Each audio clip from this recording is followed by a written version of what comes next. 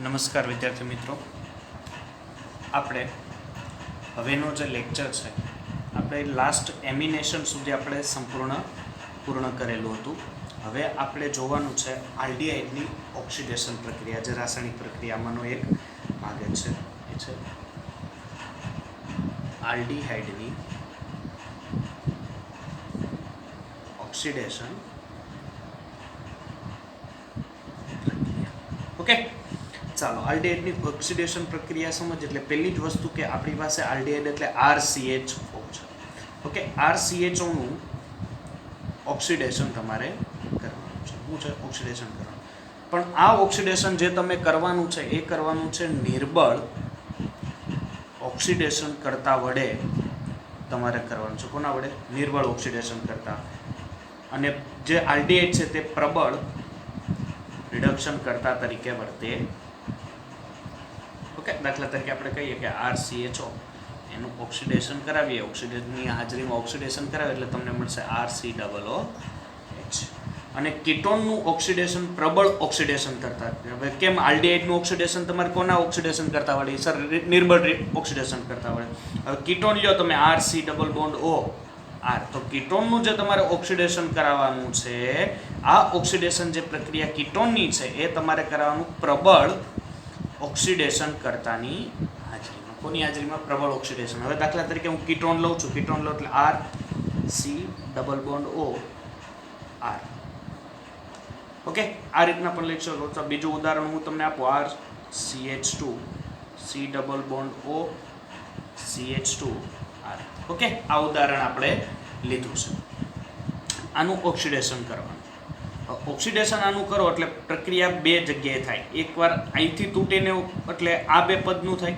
એટલે હું નંબરિંગ આપી દઉં છું. જુઓ ને કે ભાઈ આ 1, આ 2, આ 3. પેલું કામ કરીએ, પહેલા અને આ બીજા કાર્બન વચ્ચેનો બોન્ડ તોડીએ તો અહીંયા તમને નિપટ મળે RCOOH પ્લસ R⁻CH2COOH. એટલે આનું ઓક્સિડેશન થાય અને આનું. એ જ પ્રમાણે અહીંથી બીજી વાર તોડો એટલે આ બાજુથી તોડો તો આ પ્રમાણે મળે RCH2COOH. બંને નિપજ એક જ મળે. બરાબર છે? આ હું લખું C1 અને C2 બંધ તૂટવાથી અને RCOOH એટલે આ બંને C2 અને C3 વચ્ચેનો બંધ તૂટવાથી આ બે નિપજો તમને પ્રાપ્ત થશે. ઓકે, ચાલો ઓક્સિડેશનની પ્રક્રિયા સંપૂર્ણ પૂરી થઈ. હવેની જે પ્રક્રિયાઓ છે, there is most IMP question. બરોબર છે? અને આ તમે પ્રેક્ટિકલ જ્યારે લેબોરેટરીમાં કરશો તો આ પ્રેક્ટિકલમાં પણ તમને આ વધારે મહત્વનું આવશે. એ છે ટોલેન્સ પ્રક્રિયા. કઈ? ટોલેન્સ પ્રક્રિયા. હવે ટોલેન્સ પ્રક્રિયા અને અથવા બીજું આનું જે ગુજરાતીમાં નામ છે એ છે રજત દર્પણ કસોટી. શું કહેવાશે બીજું આને? રજત દર્પણ કસોટી. હવે રજત દર્પણ કસોટી કઈ રીતની હોય છે? પહેલી વસ્તુ તમારે શું કરવાનું છે કે એક કસનળી લ્યો. ઓકે, ચાલો જોઈ શકો છો અહીંયા એક કસનળી લીધી. આ કસનળીમાં પહેલા તમારે નાખી દેવાનું છે સિલ્વર નાઇટ્રેટ. શું નાખવાનું છે? સિલ્વર નાઇટ્રેટ એટલે AgNO3 પ્લસ સાથે સાથે તમારે એમાં નાખવાનું છે NH4OH. શું નાખવાનું છે? NH4OH એટલે એમોનિયમ હાઇડ્રોક્સાઇડ. અને કસનળીની સરફેસ ઉપરથી ધીરે ધીરે તમારે સાંદ્ર H2SO4 નાખવાનું છે. શું નાખવાનું છે? સાંદ્ર H2SO4. એટલે એક કસનળીમાં શું નાખવાનું છે? પહેલાં તો NH4OH, સિલ્વર નાઇટ્રેટ અને પછી સાંદ્ર H2SO. હવે અહીંયા શું થશે કે જ્યારે તમે સિલ્વર નાઇટ્રેટ નાખો છો, આ કસનળીમાં સિલ્વર નાઇટ્રેટ નાખશો અને થોડુંક એમાં NH4OH નાખશો એટલે શરૂઆતમાં તમને ગ્રે અવક્ષેપ મળશે. એટલે હું રિએક્શન આપું છું કે તમે શરૂઆતમાં AgNO3 નાખેલું, આ AgNO3માં થોડા પ્રમાણમાં તમે NH4OH નાખો એટલે શરૂઆતમાં તમને AgOH જે સિલ્વરનો હાઇડ્રોક્સાઇડ અને NH4NO3 એટલે અહીંયા તમને શરૂઆતમાં ગ્રે અવક્ષેપ આપે. શું આપે? કસનળીમાં ગ્રે કલરના શરૂઆતમાં એ તમને અવક્ષેપ મળે. હવે આ જે AgOH છે એમાં વધુ પ્રમાણમાં હજી થોડાક NH4OH નાખો એટલે કસનળી લીધું, એમાં સિલ્વર નાઇટ્રેટ છે, એમાં થોડુંક NH4OH નાખ્યું એટલે AgOH બને. એટલે તમને ગ્રે અવક્ષેપ નાખે. હજી થોડા પ્રમાણમાં 2-3 ટીપા વધારે NH4OH નાખો એટલે એ ગ્રે અવક્ષેપ છે એ જતો રહી અને એની જગ્યાએ એક સંકીર્ણ બનાવે NH3 twice OH plus H2. Okay, આ જે સંકીર્ણ બન્યો આ સંકીર્ણને કહેવાય છે ટોલેન્સ પ્રક્રિયક. શું કહેવાય છે? ટોલેન્સ પ્રક્રિયક. બસ હવે આ ટોલેન્સ પ્રક્રિયક લ્યો. આ ટોલેન્સ પ્રક્રિયકની કોઈ પણ આલ્ડીહાઇડ સાથે પ્રક્રિયા કરો એટલે કોઈ પણ આલ્ડીહાઇડ છે આપણને ખબર નથી કયો છે પણ એટલે આપણે RCA3 રાખી દીધું છે પ્લસ અહીંયા OH છે માઇનસ એટલે આ તમને આપશે RCOO minus plus 2Ag plus NH3 plus પાણીનો અણુ છૂટો પડે. ઓકે, એટલે આ જે તમને સિલ્વર દેખાણો એટલે જે કસનળી છે ને આ કસનળીની ફરતી બાજુ એક ચાંદીનો ચળકાટ આવી જાય. શું આવી જાય? ચાંદીનો ચળકાટ. અને આ ચાંદીનો જે ચળકાટ છે એ તમને રજત દર્પણ એટલે આપણે દર્પણ એટલે અરીસો, બરાબર છે? રજત એટલે આપણે શું કહીએ? ચાંદી કહીએ અને દર્પણ એટલે અરીસો. એટલે ચાંદીના અરીસા જેવું તમે એમાં જોઈ શકો છો, બરાબર છે? એ કોને કારણે? જે દ્રાવણમાં રહેલું સિલ્વર છે એ સિલ્વરને કારણે તમે રજત દર્પણ છે એ કસોટી જોઈ શકો છો. ઓકે, તો રજત દર્પણ કસોટી છે, મોસ્ટ આઈએમપી ક્વેશ્ચન છે એનો. ઓકે, ચાલો આપણે હવે આગળ વધીએ. જે બીજી ટેસ્ટ છે એ છે ફેઇલિંગ કસોટી. ધ્યાન આપજો, આ બધી કસોટી આલ્ડીહાઇડની પરખ કસોટી પણ કહેવામાં આવે છે. સેકન્ડ જે છે એ છે ફેઇલિંગ કસોટી. હવે ફેઇલિંગ કસોટી એટલે શું થાય કે એ આલ્ડીહાઇડની પરખ કસોટીમાં વપરાય. કોની? આલ્ડીહાઇડની પરખ કસોટીમાં વપરાય છે. ચાલો હવે ધ્યાન આપજો. ફેઇલિંગ દ્રાવણ લેવાના હોય. એમાં બે પ્રકારના ફેઇલિંગ દ્રાવણ હોય, ફેઇલિંગ A અને ફેઇલિંગ B દ્રાવણ. ફેઇલિંગ A દ્રાવણ છે એ CuSO4 નું એટલે કે કોપર સલ્ફેટનું દ્રાવણ હોય છે. શું હોય છે? કોપર સલ્ફેટનું દ્રાવણ. અને ફેઇલિંગ B જે છે એ હોય છે સોડિયમ પોટેશિયમ ટાર્ટરેટ. યાદ રાખજો, ફેઇલિંગ B માં શું ભરેલું હોય? સોડિયમ પોટેશિયમ ટાર્ટરેટ, જેનું અણુસૂત્ર કંઈક આ રીતનું થશે. CK અહીંયા આવશે, OH H OH H અહીંયા આવશે COON. આ બંનેના 50-50% દ્રાવણ જે તમે મિશ્રણ કરો, બરોબર છે? ફેઇલિંગ A અને ફેઇલિંગ B નું 50-50% દ્રાવણ લેવાનું. જેટલું ફેઇલિંગ A લીધું એટલું ફેઇલિંગ B. એની પ્રક્રિયા આલ્ડીહાઇડની સાથે જો તમે કરો તો અહીંયા Cu+2 ની હાજરી, કારણ કે કોપર સલ્ફેટમાંથી Cu+2 પ્લસ આ જે સોડિયમ પોટેશિયમ ટાર્ટરેટ છે એમાંથી OH માઇનસની રિએક્શન થઈ તમને RCOO માઇનસ અહીંયા હીટ આપવાની રહેશે કસનળીને એટલે Cu+2 અને H2O તમને મળશે. હવે આ Cu+2 છે એને કારણે તમને લાલ અવક્ષેપ આપે છે. એટલે આલ્ડીહાઇડ લેવ કસનળીમાં એમાં ફેઇલિંગ A નું દ્રાવણ એટલે ફેઇલિંગ A ના દ્રાવણમાંથી કોણ ખાલી પ્રક્રિયામાં ભાગ લે છે? તો સર Cu+2. અને OH માઇનસ કેમાંથી લે છે? ફેઇલિંગ B માંથી એટલે સોડિયમ પોટેશિયમ ટાર્ટરેટમાંથી OH માઇનસ. બંનેની રિએક્શન કરાવો એટલે જો તમે એને ગરમ કરો કસનળીમાં નાખીને આ બધી વસ્તુ કસનળીમાં નાખીને જો ગરમ કરો તો તમને લાસ્ટમાં એ લાલ અવક્ષેપ આપે છે, બરાબર છે? લાલ અવક્ષેપ આપે તો તમારે સમજવાનું કે આપણે જે સંયોજન તમને આપેલું છે એમાં આલ્ડીહાઇડ હાજર છે. ઓકે, ચાલો એના પછી છે બેનેડિક્ટ કસોટી. કઈ આવશે? બેનેડિક્ટ. હવે આ સર કઈ કસોટી? તો આ બેનેડિક્ટ કસોટી છે સેમ તમે જેમ હમણાં ફેઇલિંગ જોઈને એ જ કસોટી પ્રમાણે બેનેડિક્ટ કસોટી છે, પણ જે તમે ફેઇલિંગ B માં સોડિયમ પોટેશિયમ ટાર્ટરેટ લેતા ને એની જગ્યાએ અહીંયા ફક્ત લેવાનું છે સાઇટ્રેટ. કોની જગ્યાએ? સોડિયમ પોટેશિયમ ટાર્ટરેટ જે તમે લેતા ટાર્ટરેટ એની જગ્યાએ શું લેવાનું છે? ખાલી સાઇટ્રેટ. એટલે તમે બેનેડિક્ટ કસોટી કરી શકો છો. ચાલો હવે આપણી પાસે જે નવો છે એ છે પોપોફનો નિયમ. પણ આ પોપોફનો નિયમ ઓનલી નીટ માટે છે, તમે જોઈ શકો છો. હવે આ પ્રક્રિયાને એક સમજીએ આપણી રીતે. તો આપણી પાસે છે એક સંયોજન છે CH3 COO CH2 CH2 CH. આ પ્રક્રિયાનું ઓક્સિડેશન. હવે અહીંયા બે ભાગ છે, આ ડબલ બોન્ડ છે. ઓકે, આને હું અહીંથી ભાગું તો આને A વડે દર્શાવી શકું, અહીંથી ભાગું તો આને B વડે દર્શાવશું. ચલો ઓક્સિડેશનની પ્રક્રિયા છે એટલે હું અહીં નીચે લખું છું. બે ભાગમાં ઓક્સિડેશન એનું. હવે હું આ બાજુ આપું A છેદન અને આ બાજુ આપું B છેદન. ઓકે, ચાલો હવે હું છે A થી જો ભાગ પાડું એટલે એક સમૂહ આ થાય અને એક આ થશે. બંનેનું ઓક્સિડેશન ધ્યાન આપજો. હવે A તરફ ભાગ પાડો એટલે અહીંનું ઓક્સિડેશન થશે CH3 CH2 અને આનું લાસ્ટનું ઓક્સિડેશન થશે COOH પ્લસ બીજી નિપજ મળશે તમને આ તરફથી CH3 COOH. ઓકે, તમને આ બે નિપજ મળી, ઇથેનોઇક એસિડ પ્રોપેનોઇક એસિડ અને ઇથેનોઇક એસિડ. હવે B થી ભાગ પડો એટલે એક આનું ઓક્સિડેશન ઉપર લખું, એક આનું ઓક્સિડેશન થાય, એ થાય HCOO અને એક આખું આ મોટું છે એનું ઓક્સિડેશન થશે જે અહીંયાથી છે એટલે આ બનશે plus CH3 CH2 CH2 COOH એટલે બે નિપજ આ મળશે. તો આમાંથી મુખ્ય નિપજ છે એ A છેદન છે અને ગૌણ નિપજ છે એ B છેદન છે. આવું કેમ? યાદ રાખજો નીટ માટે. તો આવું કેમ થાય? તો પહેલી વસ્તુ, કીટો સમૂહ નાનામાં નાની કાર્બનની શૃંખલા સાથે જોડાયેલો હોય તો નિપજનું પ્રમાણ વધુ હોય. શરત યાદ રાખજો, જ્યારે કીટો સમૂહ નાનામાં નાની કાર્બનની શૃંખલા સાથે જોડાયેલ હોય,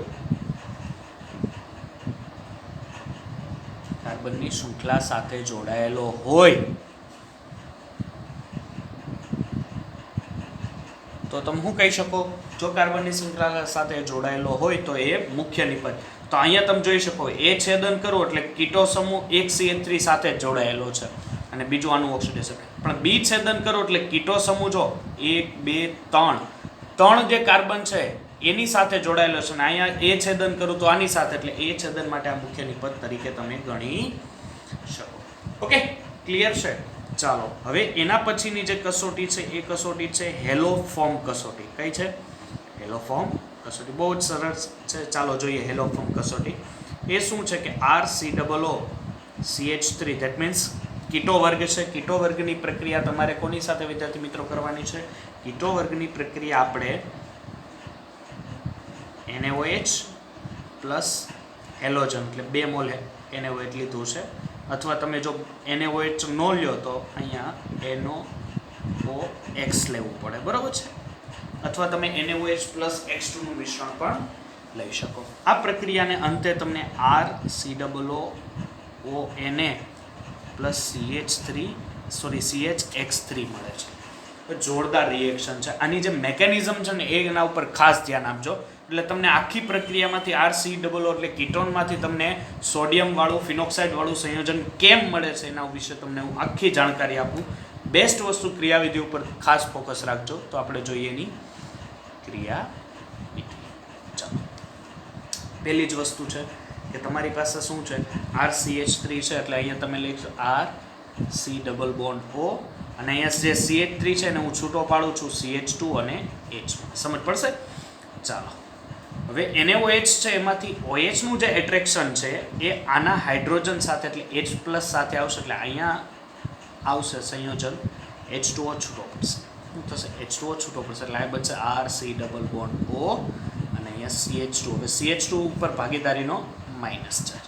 હવે જો એ માઇનસ ચાર્જ અંદર એટ્રેક્શનમાં આવે તો આ કાર્બનની સંયોજકતા 5 થઈ જાય એ ચાલે ને, એટલે ઓક્સિજન પોતાનો ચાર્જ પાછો ખેંચે. ઓકે, ઓક્સિજન પોતાનો ચાર્જ પાછો ખેંચે. હવે અહીંયા તમે X2 લીધેલા તો X2 અહીંયા જો હું મૂકું તો અહીંયા X ઉપર વિષમ વિભાજન થાય છે. ધ્યાન આપજો, બે ભલે સમાન ત્યાં વિષમ વિભાજન થાય એટલે એક ઉપર માઇનસ ચાર્જ આવશે અને એક ઉપર કયો ચાર્જ આવે? પ્લસ ચાર્જ આવે છે, બરોબર છે? એટલે એક ઉપર માઇનસ ચાર્જ આવે અને એક ઉપર પ્લસ ચાર્જ આવે. એટલે એમાંથી જે આ માઇનસ છે એમાંથી આ પ્લસ છે એનું એટ્રેક્શન આ X2 સાથે આવશે. એટલે હવે અહીંયા શું બનશે વિદ્યાર્થી મિત્રો? યાદ રાખજો, RC ઓક્સિજન ઉપર માઇનસ ચાર્જ, પછી શું થશે? Single bond CH2X. ઓકે, ચાલો આગળ વધીએ. હવે અહીંયા OH- ફરીથી અને પાછો હેલોજન સાથે જો પ્રક્રિયા કરાવીએ એ જ રીતના બીજી વાર, અહીંયા કેમ આ પ્રક્રિયાથી એ જ રીતના બીજી વાર કરાવીએ તો અહીંથી પાછો એક H જાય, હજી ત્રીજી વાર કરીએ પાછો એક H જાય, એટલે અહીંયા લાસ્ટ હવે અહીંયા શું થશે? RC પાછો અહીં અંદર એન્ટર કરી દો એટલે R ડબલ બોન્ડ O. અહીંથી જે 2 હાઇડ્રોજન છે એ હજી 2 હાઇડ્રોજન ત્યાંથી વહી જાય, કારણ કે અહીંયા હું X2 લઈ લઉં તો અહીંયા 2HX છૂટા પડે અને એની જગ્યાએ 2 હેલોજન આવી જાય એટલે અહીંયા બની જાય CH3. ઓકે, પ્લસ એની પ્રક્રિયા ફરીથી કોની સાથે OH માઇનસ. હવે OH માઇનસનું એટ્રેક્શન અહીંયા આવે તો ફરીથી આ ઓક્સિજન છે ભાગીદારીનો ઇલેક્ટ્રોન પાછો નીકળે એટલે અહીંયા બનશે RCOH. અહીંયા O ઉપર ફરીથી કયો ચાર્જ માઇનસ CX3.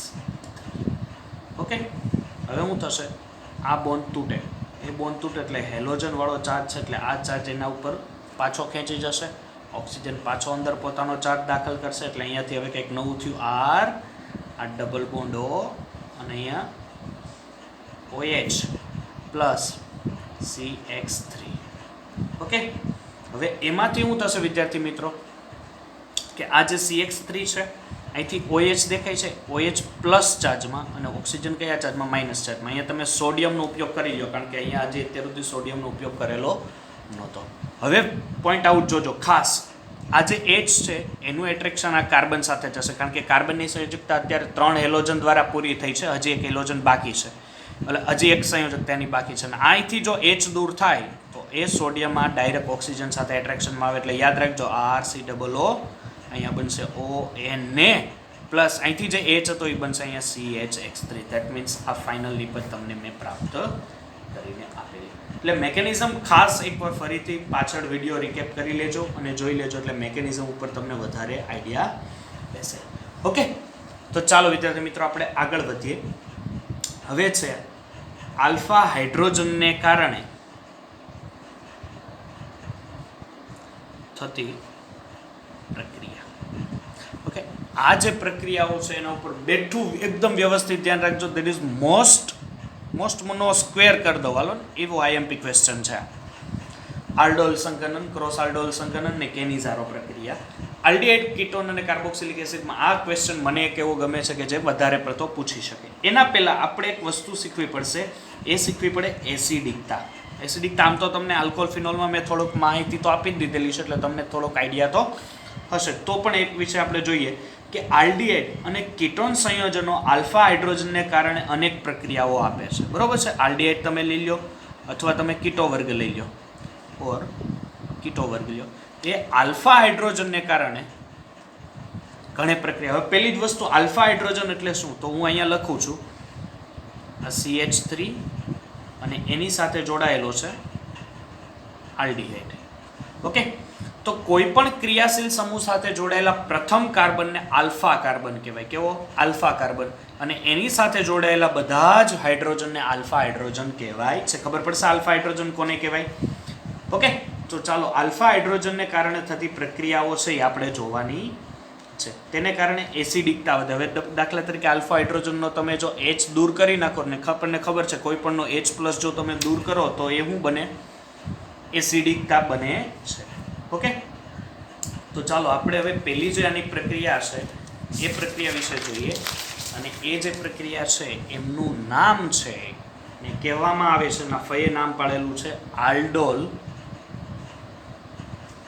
પ્રક્રિયા અથવા બીજું એને આલ્ડોલ સંઘનન પણ કહેવાય. હવે આ પ્રક્રિયા ઉપર ખાસ એક ધ્યાન આપજો કે એને આલ્ડોલ બે પ્રક્રિયા હોય, આલ્ડોલ અને કીટોલ. બરોબર છે, જો કીટોન વર્ગ લ્યો છો તો એને કીટોલ કહેવાશે, જો આલ્ડીહાઇડ લ્યો છો તો એને આલ્ડોલ કહેવાશે. કઈ રીતે કહેવાશે? કારણ કે એમાં આલ્ડ પ્લસ ઓલ. આલ્ડ એટલે શું થશે? આલ્ડીહાઇડ વર્ગ અને ઓલ એટલે આલ્કોહોલ. એ પ્રમાણે જો કીટોલ કયો તમે એને તો કીટોલમાં શું થશે કે કીટોન હશે પ્લસ આલ્કોહોલ હશે. ઓકે, એ તો એકદમ નાના છોકરાઓને પણ ખબર.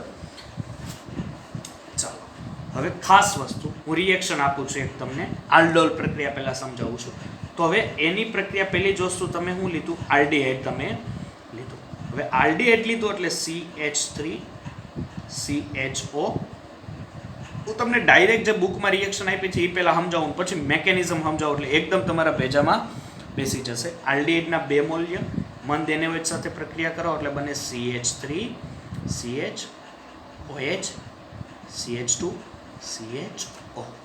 ઓકે, ચાલો આટલી સમજ પડી. હવે આની પ્રક્રિયા પાછું ગરમ કરવું એટલે અહીંથી પાણીનો અણુ છૂટો પડે ને અહીંથી તમને મળે CH3 CH double bond CH CHO. આ તમારી ફાઇનલ નિપજ છે. એટલે બુકમાં જ રિએક્શન આપેલી હશે. હવે એની મેકેનિઝમ ઉપર ખાસ ધ્યાન આપજો કે કઈ રીતે આવે છે, એના ઉપર ખાસ ધ્યાન મેકેનિઝમ ઉપર. પહેલી જ વસ્તુ અહીંયા CH3 CHO તમે ગમે એવડો આલ્ડીહાઇડ તમે અહીંયા લઈ શકો છો. હવે શું છે કે અહીંયા 2 મોલ આલ્ડીહાઇડ તમે લીધા છે, એમાંથી તમારે આ નિપજ ફાઇનલ જોઈ છે. ચાલો હું શરૂઆત કરું છું. શું કરશો કે ભાઈ CH3 છે તો હું અહીંયા અલગ પાડી દઉં CH3 માટે CH2 CH સમજ પડશે. C ડબલ બોન્ડ O અને H. ચાલો આ ક્રિયાવિધિ છે, યાદ રાખજો. એટલે એકવાર જો તમે શાંતિથી જોઈ ગયા એટલે તમને આવડી ગયું. શું કરશો અહીંયા તમે NaOH ની હાજરી લીધી હતી, બરોબર છે. હવે NaOH ની હાજરી તમે લીધી હતી એટલે એમાંથી ફક્ત OH માઇનસ જ આ રિએક્શનમાં ભાગ લે, એટલે OH માઇનસ લીધું. અહીંથી શું થશે H પ્લસ સ્વરૂપે દૂર થાય એટલે આ કાર્બન ઉપર કયો ચાર્જ આવે માઇનસ. આ H પ્લસનું એટ્રેક્શન OH માઇનસ આવે એટલે અહીંથી શું છૂટું પડે સર, અહીંથી પાણીનો અણુ છૂટો પડે. તો હવે અહીંયા વધ્યું હું તો સર અહીંયા હવે વધેલું છે એ છે H. ઓકે, હું આ થોડુંક ચેન્જ કરું છું એટલે H છે ને આ બાજુ લઉં છું, આ COO અને અહીંયા CH2. સમજ પડશે ને ચેન્જ કર્યું મેં. આ CH2 હતું પેલી બાજુ ને H, એટલે આને થોડુંક ઉલટાયું છે. પ્લસ ચાલો હવે તમે આનો એક આલ્ડીહાઇડ વાપરી લીધો તો અહીંયા તમે કેટલા લીધા 2, તો હવે બીજાનો ઉપયોગ કરો તો બીજો લઉં છું CH3 CHO. ઓકે, હવે શું થશે કે આ કાર્બન ઉપર છે માઇનસ ચાર્જ છે. આને જો હું કાર્બનને ભાગીદારીનો ઇલેક્ટ્રોન એ ખેંચી જાય તો આ કાર્બન ઉપર હવે કયો ચાર્જ આવે સર, એ કાર્બન ઉપર પ્લસ ચાર્જ આવે ને ઓક્સિજન ઉપર માઇનસ. એટલે આ જે ઋણ વીજભાર છે એનું એટ્રેક્શન હવે આ પ્લસ ઉપર આવે છે. ફરીથી અહીંથી H પ્લસ OH માઇનસ એટલે પાણીનો અણુ દૂર, એટલે આ CH2 એટ્રેક્શન છે થોડુંક મેં ચેન્જ કર્યું કારણ કે H આ બાજુ COO પણ આ H અને CH2. આ CH2 નું એટ્રેક્શન આ બીજા આલ્ડીહાઇડ, કારણ કે તમે 2 મોલ આલ્ડીહાઇડનો ઉપયોગ કર્યો, 1 મોલનું તમે કામ તમામ કર્યું. બીજા આલ્ડીહાઇડનું એના ઉપર C પ્લસ ઉપર એટ્રેક્શન કેમ આવે કારણ કે ઓક્સિજન ભાગીદારીનો ઇલેક્ટ્રોન ખેંચે.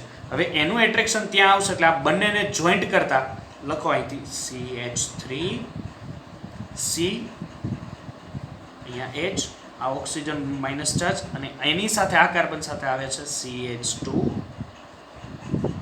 C ડબલ બોન્ડ O, અથવા હું ડાયરેક્ટ CHO લખી નાખવાનું, બરોબર છે. ચાલો હવે ફરીથી પાણીના અણુ, કારણ કે અહીંયા તમે પાણી લીધેલું એટલે પાણીના અણુ સાથે હું પ્રક્રિયા કરું એટલે H પ્લસ અને OH માઇનસ. તો આની સાથે એટ્રેક્શન ઓક્સિજન સાથે કોનું આવશે સર, એની સાથે એટ્રેક્શન આવશે H પ્લસનું. ચાલો એટલે ફરીથી હું મળશે CH3 CH અને CH, નીચે આવી જશે OH, આ બનશે CH2 અને CHO. હવે શું થશે આ પ્રક્રિયાનું હવે થશે સંઘનન. યાદ રાખજો શું થાય છે સંઘનન. સંઘનન થશે એટલે અહીંથી OH માઇનસ અને આ હાઇડ્રોજન દેખાય છે, આની પાસે 2 હાઇડ્રોજન છે, અહીંયાથી શું થશે H પ્લસ એટલે અહીંથી છૂટું પડશે H2O. એટલે આ કાર્બનની પણ એક સંયોજકતા ખાલી પડી અને આ કાર્બનમાંથી 2 હાઇડ્રોજન હતા, એમાંથી એક હાઇડ્રોજન આ OH લઈ જાય એટલે એની સંયોજકતા પણ ખાલી પડી. એટલે બેની એક એક સંયોજકતા ખાલી પડે એટલે વચ્ચે બને double bond, that means CH3 CH double bond CH CHO. There is final નિપજ, ફાઇનલ પ્રોડક્ટ. ઓકે, ઇઝી છે. આ જે તમે ક્વેશ્ચન જોયો છે એ જ પ્રમાણે તમને આ ફાઇનલ નિપજ તમને પ્રાપ્ત થઈ. હવે ચેન્જીસ શું આવશે કે ચેન્જીસ એ આવશે કે તમે અહીંયા આલ્ડીહાઇડ તમે ગમે એવડા મોટા લઈ શકો, પણ મેથડ જે છે અહીંયા તમે એક જોઈ શકો. અને મેથડ પેલી વસ્તુ કે તમારે આલ્ફા જે કાર્બન છે એનો જ હાઇડ્રોજન આ રીતના દૂર થવો જોઈએ. પછી અહીંયા તમે અહીંયા લ્યો કે ભાઈ CH3 લ્યો, CH2 લ્યો, CH2 લ્યો અને CHO લ્યો તો ઘણા પાછો આ હાઇડ્રોજનને દૂર કરશે નહીં. તમારો આલ્ફા હાઇડ્રોજન, ધેટ મીન્સ આલ્ડીહાઇડની બાજુનો જે હાઇડ્રોજન છે એ જ H પ્લસ સ્વરૂપે OH માઇનસ સાથે એટ્રેક્શનમાં આવવો જોઈએ. બીજો આ આલ્ફા હાઇડ્રોજન ન કહે કારણ કે આ આલ્ફા કાર્બન થાય, બીટા કાર્બન થાય અને ગેમા કાર્બન. તમારો કયો હાઇડ્રોજન દૂર થવો જોઈએ? ઓનલી ને ઓનલી આલ્ફા હાઇડ્રોજન જ છે એ જ તમારો દૂર થવો જોઈએ. ઓકે, ચાલો હું હજી એક તમને ઉદાહરણ આપું કીટો વર્ગ માટે. તો CH3 CO CH3, અહીંયા ખાલી NaOH ની જગ્યાએ તમે શું લઈ શકો? Barium hydroxide. શું લઈ શકો? Barium hydroxide. ધેટ મીન્સ એ તમને નિપજ આપશે CH3 C CH3, અહીંયા આવી જશે OH, અહીંયા CH2 CO CH3 it's give ફરીથી અહીંથી સંઘનન થશે એટલે અહીંથી H એટલે અહીં બનશે CH3 double bond CH COCH જેને કહેવાશે 4 મિથાઇલ પેન્ટ 3 ઇન 2 બોન્ડ અને આનું જે નામ છે એનું નામ હું આપી દઉં છું કે આનું આપી દઉં છું 3 હાઇડ્રોક્સી વાળું નિપજ ને આનું તો તમને ખબર પડી જશે 1 2 3 4 એટલે 4 કાર્બન છે એટલે બ્યુટ અને બીજા ઉપર ઇન છે બ્યુટ 2 ઇન 1 આલ કારણ કે આલ્ડિહાઇડ છે એટલે પ્રત્યય આલ લાગશે બરાબર છે એટલે આ આલ્ડિહાઇડની ફાઇનલ જે આલ્ડોલ પ્રક્રિયા છે એના વિશે મેં તમને થોડીક માહિતી આપી. હવે આનો જે પછીનો લેક્ચર છે એનામાં આપણે ક્રોસ આલ્ડોલની પ્રક્રિયા પણ લેશું પણ એક હું તમને ઉદાહરણ આપું છું કે એક્ઝામ્પલ તમે જાતે કરી શકો છો. CH3 CH2 CHO આનું પણ તમે આલ્ડોલ પ્રક્રિયા દ્વારા મેળવો. CH3 CH3 CH2 CHO આનું પણ તમે આલ્ડોલ પ્રક્રિયા કરીને ફાઇનલ લિપિડ મેળવી શકો છો. આ જ મેકેનિઝમ લાગુ પડવાની અને પહેલી વસ્તુ કયો હાઇડ્રોજન દૂર થઈ અને આ OH સાથે જોડાતો હોય તો સર આલ્ફા કાર્બન એટલે આ જ કાર્બનનો બીજા બધાય છે એને same to as it is છેલ્લે સુધી રહેવા દેવા. ઓકે તો ચાલો ટીલ ધેટ ડેટ આપણે અહીંયા સુધી રાખીએ અને ફરીથી આપણે આગલા વિડીયો લેક્ચર્સમાં મળીશું આ ક્રોસ આલ્ડોલ પ્રક્રિયા સાથે.